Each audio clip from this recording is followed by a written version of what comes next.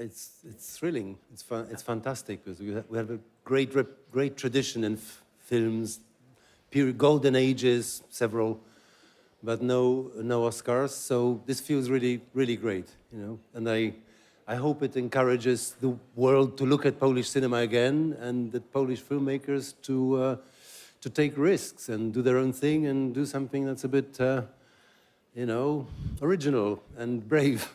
So I hope this is an encouragement. We're going to 259 and then 81. Hi. You've spent a lot of your career abroad in Britain. Why did you decide to return to your native country to make this movie when most of your films so far have been British?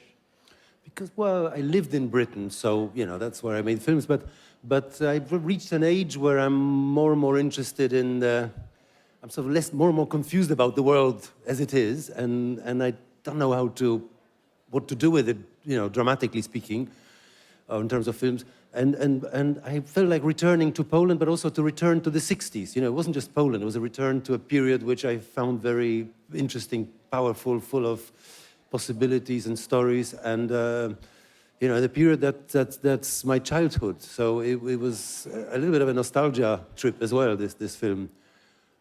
Yeah, and it's something to do with age, you know, you start going back in time when you get into your 50s.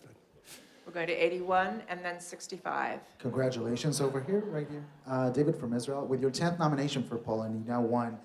Now Israel is the one with 10 nominations and no win. Yet we really struck a chord with your movie because it deals with the Holocaust and it relates to the Jewish people. Was that a consideration, dealing with that aspect of post-World War II Poland? It was one of the things, but I didn't want to deal with the issue of Polish-Jewish relations. I wanted to tell a story that's universal about very specific, complex characters, you know? So I didn't think, oh, this is a, you know, story about the Holocaust. It's not a Holocaust movie, as they call it in the States. And it's not a genre film at all, in fact. Maybe it's a road movie, if anything. But it's got many layers, you know? And of course, you know, the Polish-Jewish relations are difficult, interesting, and you know, complicated. But for me, the film is very Polish, you know. And the two characters, the lead characters, Ida, Wanda, who are Jewish, but for me they're Polish, you know. I don't say, you know, I don't like people who attack the film from, you know, various sides. They said, oh, it's about Jews and Poles and stuff. For me, it's about different versions of Polishness, you know. So. But it wasn't about that. You know, the film is about all sorts of things. It's about, you know, faith, identity, sense of guilt, about Stalinism too, about, you know, lost ideals. And it's about jazz and rock and roll as well, you know. I wouldn't make a film for like one reason, you know. There were many things that came together which I felt, you know, added up to a film. 65, and then we'll end it with 57. Frank Festner, RTL Television Germany, right here. I have the feeling you weren't finished with your thank you speech. That would be the chance to continue. I know. I mean, how was that feeling? I mean, how brave you were, you know, you didn't get stopped by the music. They didn't stop you. So what went through your mind when you were up there? And no, I was thinking about my kids who are watching, you know, hopefully they're watching. You know, and you know, and so what I wanted to say is that this is great and wonderful, but my kids are the most important thing in life, and that's my main prize. You know, I was about to say this kitsch thing which the Americans would have loved, and which I meant, but I never got round to it, and maybe just as well. Yeah. And we'll end it right here at 51. Hi, and speaking of your acceptance speech, you gave a couple of shout-outs to your crew back in Poland, yeah, and their celebratory drinking, but talk a little bit about their contributions more specifically to the film. Well, there's so many of them, you know, but there was a great, like a spirit on the set, because they realized that we're making some kind of weird film that's not like their usual kind of industrial film.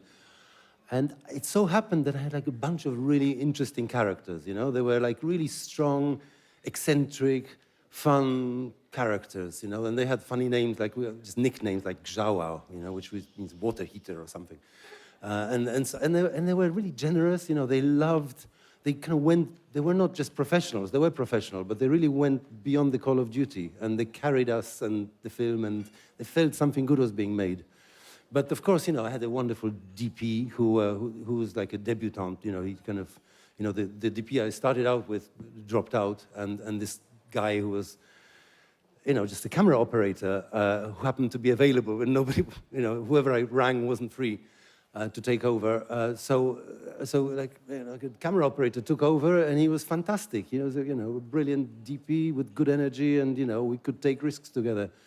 I had a wonderful producer, Ewa Puszczyńska, who I unfortunately didn't mention. I feel really bad because she was the one who was in the trenches, protecting my back and allowing me to change things. She was joking that I'm writing the script with the camera because I kept rewriting everything all the time, and just kind of finding the film. So there's like a lot of really generous, strong people, and yeah.